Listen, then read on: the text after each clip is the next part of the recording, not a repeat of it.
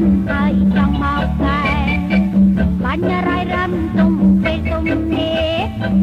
មាត់ទុនលេស្រីច្រើនមែនទេចាន់ស្មោដល់មិនបានទេច្រើនតែផ្លែរាប់ពេលបងប្រានទៅសំដីមកប្រាប់អំពីនាងខ្លួនជាស្រីមកបែបដីភ្លេចមិនស្ដីចាំបាច់ួនាំតាមផ្លូវតែពួកប្រុសប្រងផងសុំជ្រួលជើង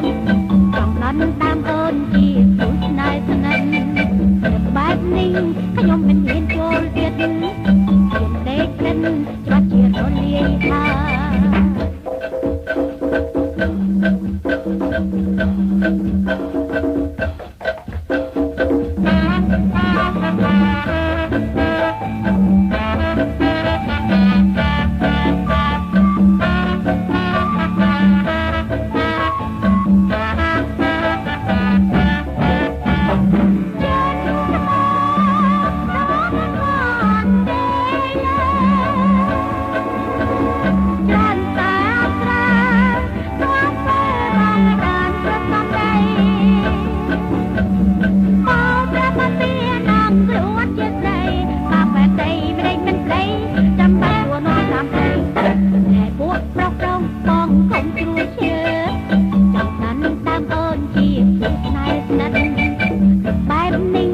ខ្ញុំមិនហ៊ានចូលចិត្ត